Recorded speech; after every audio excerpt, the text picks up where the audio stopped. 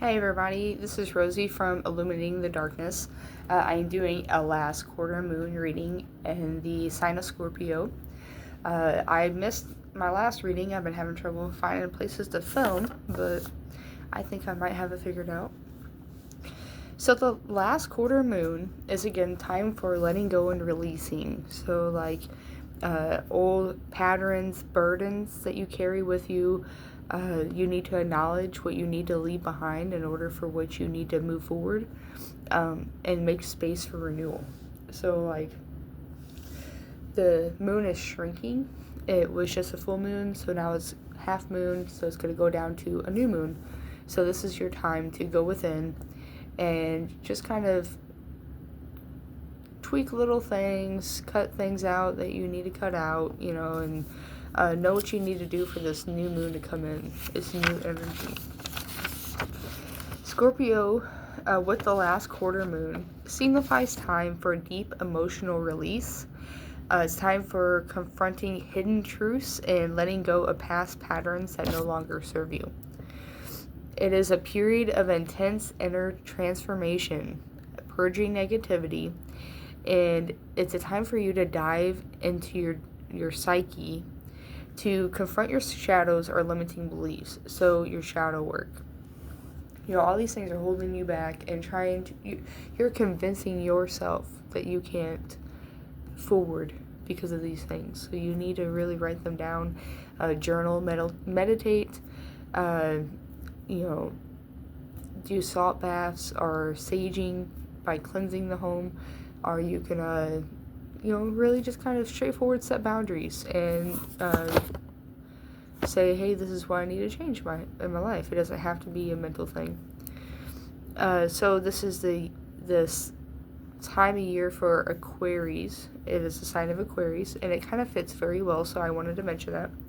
So since, Scorpio in the last quarter moon, and it is about purging and letting go and coming to this emotional release, Aquarius are more likely to be problem solvers. They push boundaries. They improve constantly. They're always trying to just push to improve. They are more the campaignists, the activists, and the progressors of the world, and they really strive to try to make a difference. They're kind of the humanitarians. So I'm going to do a little reading, see what the energy is like for this upcoming week. Again, we're shrinking, going inward,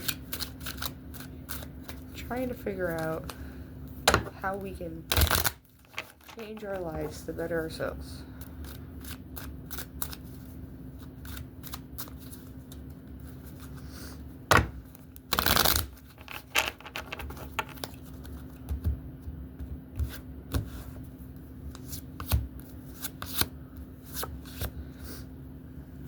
Alright, all reverse cards, so I'm going to have to look them up, okay?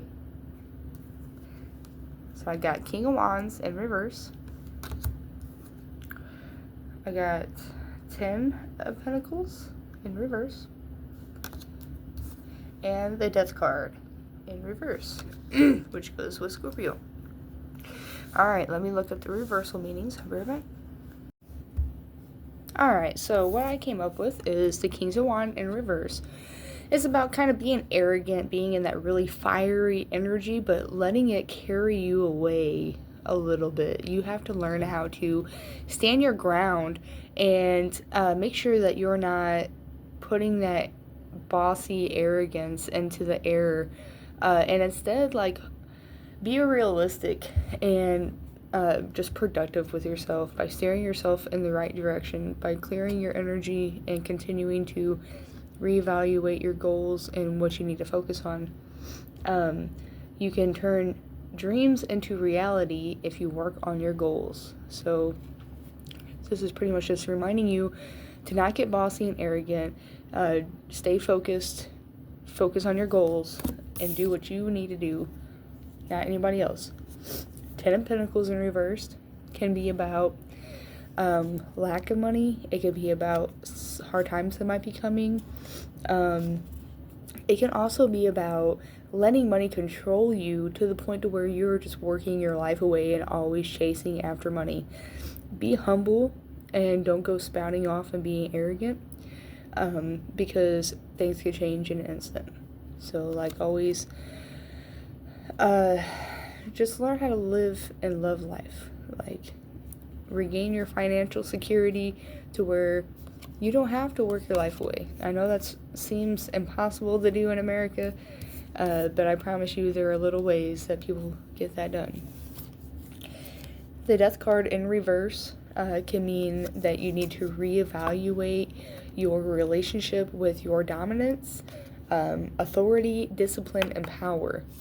So that means that you can either not be using those enough and you need to set more boundaries, you need to set more dominance and have authority, or you're doing too much and you're causing more issues within your relationships than there really is because you're just doing too much.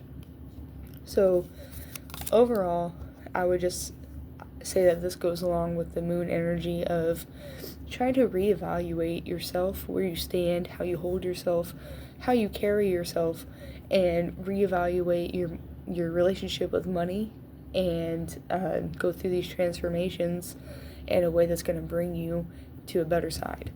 And it's funny because Death card is Scorpio, and that is the moon phase that we are in. So, all right,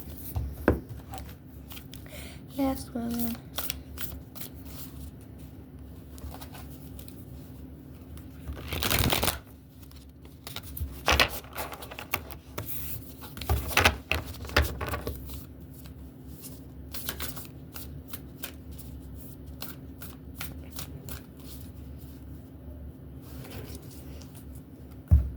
Look at that.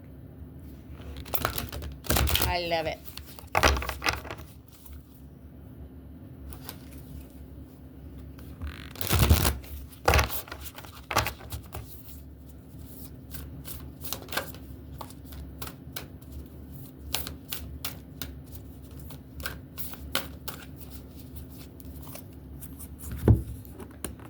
All right, and we got Aquarius. I know, look at that. Aquarius season. Look at that. Okay, anyways. 23. I know it's boring to listen to me say all this, but I feel like sometimes it hits different key points with each paragraph, so I want to read the whole thing so that way, you might not resonate with the one little paragraph that I read versus the all 2 pages that's about this card. So, expect to be tested and shown waves of the future. Ruled by the planet of sudden insight, Uranus, but in earlier times, Saturn, the planet of wisdom, Aquarians tend to have a natural aptitude for genius. Even those that are not geniuses are able to collect facts and knowledge far beyond the scope of those of other signs. Because of their vast intelligence, it doesn't take Aquarians long to see that they are superior in intelligence to most people. This gives them a certain disdain over anything they view as common or ordinary. As seers into the future, Aquarians are ahead of the game and have accurate visions of the way things will be. This is why the sign of Aquarius rules science fiction and anything brand new. In reality, Aquarians see waves of the future in a way the rest of us cannot.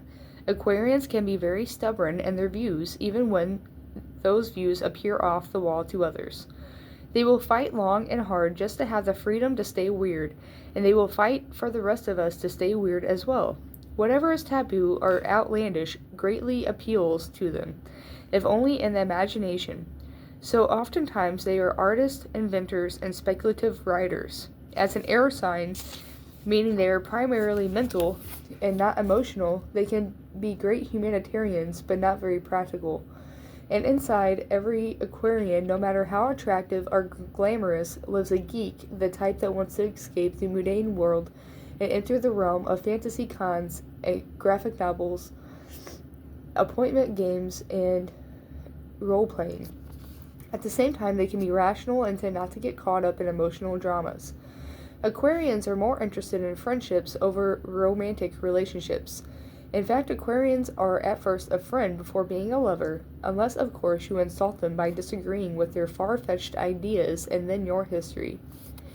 Aquarians are very attracted to people of other ethnicities and races, so they do decide to cope with someone or if they do decide to cope with someone, is genuinely a person that does not come from the same background, or sometimes even the opposite gender. Through our relationships, Aquarians will grow and develop, often as some kind of artist. Yet there is always a disconnected quality to Aquarians. They are noticeably particular, and in this they pride themselves. If the Aquarius card presents itself in a reading, you can be assured friends and friendly alliances are about to help you achieve your goals. It's possible you're to meet a group of people or become involved in organizations that will support you in unusual plans and ideas. It may be like a family group, but the emphasis will be placed primarily on the ideas of the crowd. If so, you can consider yourself the idealistic Pied Piper of the front of your group. Pied Piper, sorry. You may find yourself dealing with the persons from an exotic or dissimilar background, those of a different ethnicity or culture than yours, from which you will learn greatly. Transgender people and cross-dressing may possibly mean something in your world right now. You will acquire different concepts and approaches through these dealings which are changing you. In the coming months, traveling to faraway exotic places is likely to factor in. Mastering a new technology and dealing with futuristic concepts will be a benefit to you. Whatever you accomplish in the near future will be based on how well you master these new ideas and approaches. Science fiction or fantasy may become subjects of an art form for you. Another meaning behind this card is the meeting up of cutting-edge people, those who challenge what you believe to be true or established, though it may not be. Many times these people will be artists. With this card choice, you're likely to be mastering something new and untried, which will lead you to greater awareness and success. Alright, so it is Aquarius season. We got the Aquarius card. It is about humanity. It is about striving to make sure not only yourself achieve, but the others around you, and kind of have an interest in the non-ordinary. So, yeah, I want to comment on things that are happening in the world, but I'm just going to leave it be. But the card also suggested things with transgender, different types of people, and I think that really is an eye-opener, again, for the things that just went down with the laws and stuff like that. It's interesting to see what else will come. I hope that during this time frame that you have the ability to release and renew, that you have the ability to journal, meditate, take you a bath, kind of relax in some kind of way to just kind of clear this energy to allow the new to come in. I hope you guys have a good rest of your night. Stay focused.